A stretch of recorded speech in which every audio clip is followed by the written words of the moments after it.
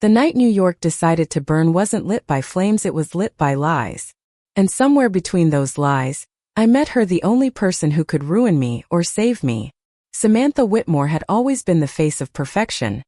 Daughter of a senator, raised among chandeliers and scandals, with a smile trained to charm the press. Me? I was the daughter of her father's worst enemy, the Donovan family, the other half of Manhattan's political battlefield. Our families had been at war for decades.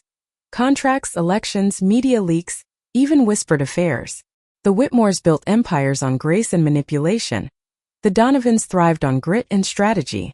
So when I first met her in that marble ballroom, under the glare of reporters and champagne lights, I didn't see a woman. I saw a threat. But Samantha didn't look at me like an enemy. She looked at me like a challenge. Her hand was soft when she shook mine, but her words were sharp enough to cut glass. "Olivia Donovan," she said, her smile sweet but dangerous. "I thought you'd be taller. And I thought you'd be smarter than to start a fight in front of CNN, I replied. A smirk touched her lips.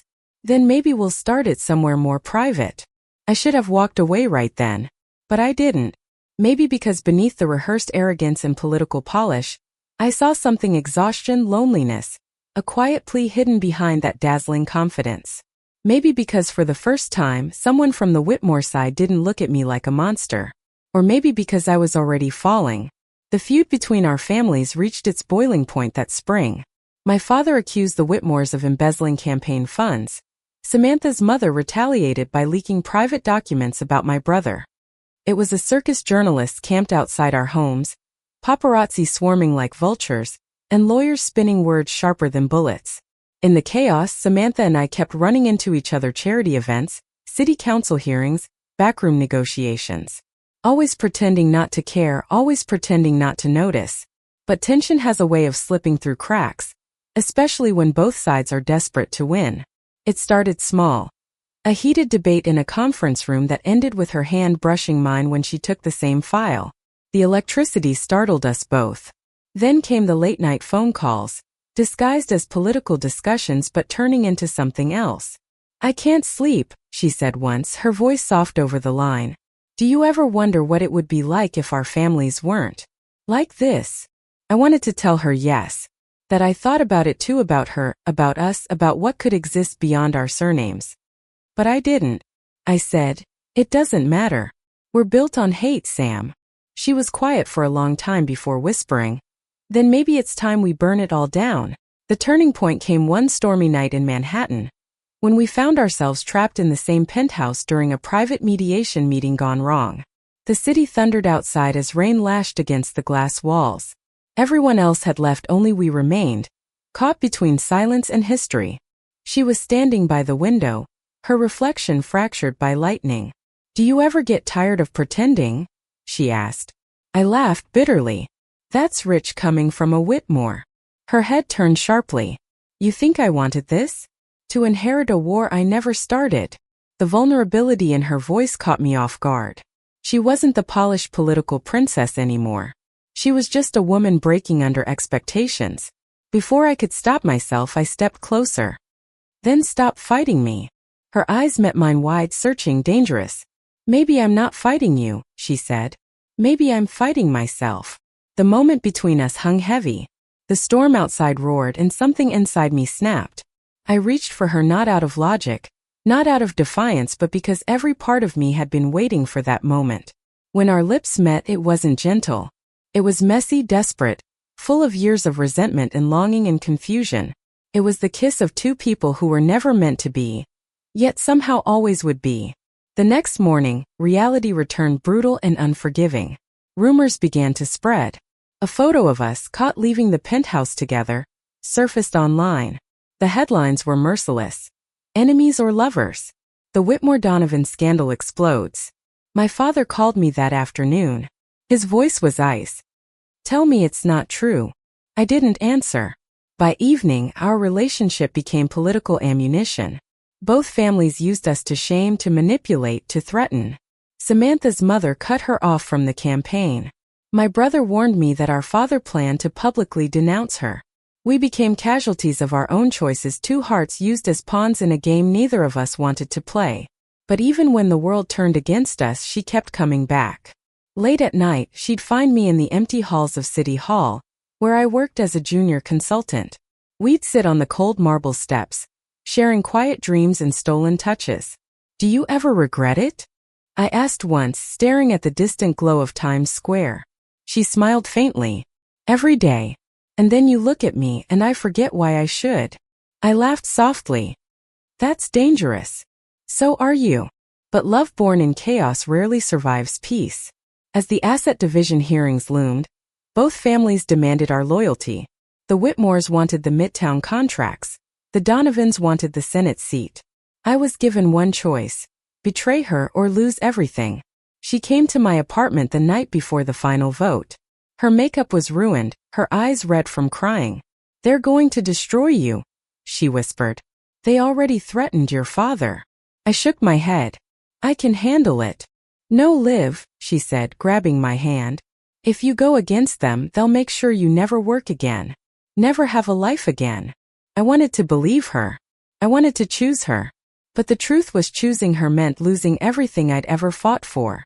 "I'm sorry," I said finally, voice breaking. "I can't." Her face shattered. She nodded slowly, her thumb brushing my cheek before she turned away. "Then I guess we both lose." When the door closed behind her, I realized something no one ever told me about power. It doesn't destroy you all at once. It kills you slowly, through the people you can't protect. The morning after our fallout, Manhattan didn't feel like home. The streets shimmered with early spring rain, reflecting neon signs and yellow cabs. But for me, the city had turned gray, sterile, almost accusing. I moved through the halls of the Donovan firm like a ghost, hearing echoes of our last words as though they were carved into the marble floors. Samantha wasn't there. She hadn't called. She hadn't sent a single message. I tried to convince myself she was protecting me from further fallout. But in reality, I knew we were both prisoners of our last choices. By mid-afternoon, the political war escalated. My father convened a private meeting with our top advisors. He was calm, calculating, but there was ice in his eyes. "Liv," he said, pointing at the chart of contracts and alliances, "we need to neutralize the Whitmore threat. Permanently." I swallowed hard, resisting the urge to tell him that neutralize now included the woman I had kissed under a stormlit skyline. I remained silent. My lips, my loyalty, both felt welded shut. Meanwhile, Samantha wasn't idle. She made her own moves, not for her family, not for the campaigns, but for herself. That evening, I heard whispers through New York's political grapevine. She had secretly allied with a rising councilwoman, leveraging her family's resources to create a loophole in the Whitmore estate that would effectively prevent her mother from controlling key assets. I didn't know if I should feel relief or anger. Relief because it showed she was still herself, still capable of brilliance. Anger because she had moved forward without me, like I didn't exist outside the war. The first encounter after the storm was electric, this time at a gala in Upper East Side. Meant for charity but serving more as a political theater. I was wearing a tailored emerald green gown, my hair pinned loosely, my expression carefully neutral. She appeared like a vision. Midnight blue satin dress hugging every curve, her blonde hair catching the chandelier light. The moment our eyes met, everything else faded. Her smile was small, almost apologetic. I hated it. Loved it. "Olivia," she said, voice soft but carrying the weight of accusation. "You're avoiding me." "Not avoiding," I replied, steady. "Calculating." Her eyes narrowed. "You always think you're calculating. But feelings aren't equations, Liv." Before I could respond, she disappeared into the crowd. I chased, not with intent but instinct. Manhattan's glitz made everything look unreal, but our stormy eyes in the sea of socialites were the only real thing. We met again in a private corridor. She leaned against the wall, hands trembling slightly. "They're trying to use us as weapons," she said. "I won't let them. Not anymore." I felt a pang of hope. "Then what are you suggesting?" Her hand found mine, firm this time, not soft or hesitant. "We fight back. Together." The idea was intoxicating, dangerous, terrifying. Over the next few weeks, Manhattan became our battlefield. Samantha and I orchestrated covert strategies, leaks, and alliances without letting our families know. We became inseparable in the shadows. In hidden coffee shops in Soho, over encrypted messages, in clandestine meetings at rooftop gardens where no one dared look. One rainy night she whispered against my ear, "You realize we're unstoppable when we're together?" "I also realize we're insane," I murmured, laughing softly. But insane felt better than alone. Despite the thrill, tension simmered. Every plan we made was a risk, one wrong move, and our families would destroy us. Even worse, our emotions threatened to spill in public at any moment. I had never wanted anyone like this. Not in love, not in lust, not in obsession. But Samantha stirred something primal inside me, something that refused to obey strategy. Then the betrayal came. It wasn't Samantha, not yet. It was my brother. James Donovan, polished, charismatic, my closest blood, and worst enemy in the same breath, had secretly informed my father about our meetings. My phone buzzed late at night. Texts from him, thinly veiled threats. "You're playing with fire," he wrote. "If you go any further, the Whitmores will be the least of your worries. Dad's already planning your downfall." My heart sank. I realized just how fragile this all was. The walls were closing in. Every choice came at a cost. The next morning, Samantha confronted me in the hidden courtyard of a midtown building, where we often met to plan. Rain clung to her lashes, her face was pale, but her eyes were blazing. "They know," she said, voice trembling with controlled fury. "The Donovans know everything." "I know," I whispered, gripping her hands. "I trusted the wrong person." Her lips pressed against mine, this time not as a kiss of passion, but as a promise. "Then we move forward anyway. They can't control what we are." It was reckless, brave, terrifying. Our retaliation began subtly. Samantha leaked selective documents showing Whitmore's mismanagement of certain charities, framed as independent investigative journalism. I released financial disclosures highlighting Donovan corruption, carefully curated to maintain moral high ground. It was warfare wrapped in civility, and the city cheered us on as two mysterious young women shaking up the power dynamic of Manhattan. Through it all, our stolen moments became the heart of our lives. Stolen breakfasts in dim diners, hurried kisses in empty elevators, whispered confessions in back rooms of skyscrapers. In those moments, the war outside didn't exist. There was only her. "You ever wonder," she said one evening as we overlooked the East River from a deserted pier, "if any of this will matter in 10 years? I leaned into her warmth. "It won't. But you will." She laughed softly, the sound a bomb against the chaos surrounding us. "I'm beginning to think that's enough. But love never exists in a vacuum, especially in Manhattan." One night, during a private gala at the Metropolitan Museum, a scandalous photo of us mid-kiss, caught by a hidden camera, appeared on the cover of the Daily Chronicle. The headline read, "Whitmore Donovan Liaison. Enemies become lovers in Manhattan power play." The world exploded. Headlines questioned loyalty, morality, and sanity. Our families raged. The public couldn't get enough. Every whispered meeting, every hidden plan, every stolen touch was now out in the open. I found Samantha crying in the hotel bathroom. She had never cried in front of me before. "I didn't want this," she whispered. "Not like this. Not everyone knowing." I held her close. "We can still control what happens next," I said. "Together." Her tears soaked my suit. "Promise me no matter what happens, you'll stay." "I promise," I whispered. "I'll never leave." In the following weeks, our bond became unbreakable. Manhattan politics turned into our stage, but we were no longer pawns. We manipulated narratives, redirected attention, and forced our families to negotiate. Samantha and I, once enemies, now stood united partners not only in love but in strategy, proving that power could be wielded by hearts as much as by hands. One quiet evening after a victory in the boardroom, we walked through Central Park. The city's noise felt distant, almost unreal. Snow began to fall softly, dusting the paths in white. We laughed like schoolgirls, hands intertwined, hearts lighter than they had been in months. "You know," Samantha said, brushing a strand of hair from my face, "I never thought I'd survive this war without hating you." "Good thing I'm not that easy to hate," I teased, pulling her closer. We kissed again, gentle this time, savoring the peace we had carved from chaos. Manhattan had tried to destroy us, our families had tried to control us, and the world had tried to define us. But in the end it was just the two of us, reckless, defiant, unstoppable in love. That night, for the first time in forever, I believed in something beyond politics and power. I believed in us. We sat by the fountain in the park, watching the snowflakes swirl around the statues, and I realized, life wasn't about the empires we inherited, or the wars we waged. It was about moments like this, fragile, fleeting, and perfect. Her head rested on my shoulder. "We'll have to tell them eventually," she murmured. I shrugged, a lazy, content smile forming. "Let them find out. By then we'll already have everything we need." And for the first time the war felt irrelevant. Because even in a city built on ambition and betrayal, love, reckless, beautiful, defiant love had won.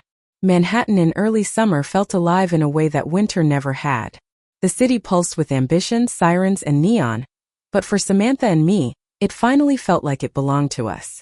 Our clandestine plans had borne fruit. Selective exposure, strategic leaks, and our undeniable presence forced both the Whitmore and Donovan families to negotiate terms that no longer crushed our freedom. Yet, freedom came with its own tension. Our families weren't easily swayed, and neither of us had forgotten the war that had brought us together. The first real confrontation came in the Whitmore estate. Samantha invited me under the guise of a private dinner. Her mother was away on a campaign tour, leaving only her father and a few advisors present. The Whitmore grandeur, all gold-trimmed chandeliers and ornate tapestries, felt suffocating. Samantha led me into the dining room, her hand brushing mine gently, a small gesture that grounded me. Her father's eyes, sharp and calculating, fell on me immediately. "Olivia Donovan," he said, voice even but menacing. "I hear you've been quite active in Manhattan lately." "I only do what I must," I replied, carefully neutral. Samantha's hand found mine under the table, a quiet reassurance. "We're done being pawns," she said, meeting her father's gaze with a defiance I hadn't seen in her before. Her father's lips pressed into a thin line. "And what do you propose?" "We propose autonomy," Samantha said, firm. "For both of us. No more family interference. No more threats. If you want to protect the Whitmore legacy, you'll allow us to make our own choices in life and in love." Her father studied us, the silence stretching taut. Finally, he exhaled, a mixture of frustration and reluctant admiration. "You're bold, dangerous even. But I see the fire in you too. Fine. You have your autonomy. Make no mistake, the family will be watching. Always." Victory never felt so fragile. But Samantha's hand in mine made it whole. Next we faced my family. The Donovan estate was less ornate than the Whitmores but carried its own weight: history, power, pride, and expectations that had haunted me since childhood. My father greeted us in the library, where rows of leather-bound books made the room smell of old money and authority. He didn't speak for a long time, merely studying Samantha and me. The air was thick with anticipation, and my pulse hammered in my ears. Finally, he said, "You've gone too far. Both of you." "I've gone exactly where I needed," Samantha replied, voice steady, eyes unflinching. "And Olivia's right beside me. This isn't a rebellion against the family, it's a declaration of who we are. And I will not apologize for loving her." My father's gaze shifted to me. "Olivia, I'm done following the rules that destroy us," I said. "I choose her. I choose us. And if the Donovans cannot accept that, I will make my own way." For a heartbeat, nothing happened. Then my father, the man who had controlled every corner of my life, leaned back and finally exhaled. "You're reckless," he said. "But I cannot stop you. Not anymore." Relief and triumph surged, tempered with the weight of knowing our families were still present, still watching, still evaluating every choice. But we had survived the confrontation. We had survived the truth. With the families pacified, at least superficially, Samantha and I could finally live without constantly glancing over our shoulders. We rented a small apartment on the Upper West Side, high enough to see the city lights but private enough to carve our own sanctuary. Nights in our apartment became sacred. We cooked together, danced alone in the living room to old jazz records, and whispered dreams about a future unburdened by legacy. Our love, once forbidden and volatile, softened into a gentle, unstoppable rhythm. "You know," Samantha said one night, leaning against the kitchen counter as I stirred a pot of pasta, I never thought I'd find peace in the middle of chaos. I laughed softly, brushing a strand of hair from her face. Neither did I. But here we are. She leaned into me. And I'd do it all over again. Every risk, every lie, every stolen moment. I pressed my lips to hers. So would I. Because it brought me to you. Yet life in Manhattan was never truly quiet. Occasionally, political reporters still tried to dig into our past actions, but now we wielded truth as our shield. Samantha's strategic brilliance combined with my adaptability ensured that every attempt to undermine us failed. We became legends in certain circles. Two young women who turned a family feud into a declaration of love and independence. One evening, as summer rain glossed the streets, Samantha surprised me with a rooftop dinner atop our building. Fairy lights glimmered, the skyline stretched endlessly before us, and the city below hummed with life. I thought it might be nice to celebrate, she said, voice soft, almost shy. Celebrate? I raised an eyebrow, grinning. For surviving, for us, for love, she said, reaching into her pocket. For finally choosing what matters. My heart stuttered as she handed me a small velvet box. I opened it, revealing a delicate ring not extravagant, but elegant, a promise of permanence amidst a world built on fleeting power. Will you stay with me? She asked, eyes shining with hope and vulnerability. Forever, I whispered, tears threatening to spill. Through chaos, through the world, through everything. Forever. We kissed under the soft glow of fairy lights, the city a blur of motion and color below. In that moment, Manhattan ceased to matter. Power ceased to matter. Only us. Only love. Days turned into weeks, weeks into months. We navigated the delicate balance of independence and family ties, love and ambition. Samantha's charm and my determination forged a new path. Both of us respected, feared, and admired in equal measure. Our lives intertwined with the city, yet no longer enslaved by it. On weekends, we escaped to the quiet corners of Central Park, sometimes taking spontaneous trips to the Hamptons, where the Atlantic waves seemed to whisper freedom. Hand in hand, hearts intertwined, we discovered the joy of ordinary moments, cooking breakfast together, laughing over coffee spills, sharing books on our tiny balcony, watching the sunrise paint the city gold. The war that had brought us together faded into the past, leaving a delicate memory. The fire, the tension, the risk, now transformed into intimacy, trust, and unshakable love. Then came the day we could finally breathe fully. No whispers, no threats, no headlines. Manhattan still thrummed with ambition, but it no longer dictated the terms of our lives. We celebrated quietly, in our apartment overlooking the East River, holding each other as the sun set in a riot of oranges and pinks. You know, Samantha said, resting her head on my shoulder, we turned everything upside down. And yet, I wouldn't change a thing.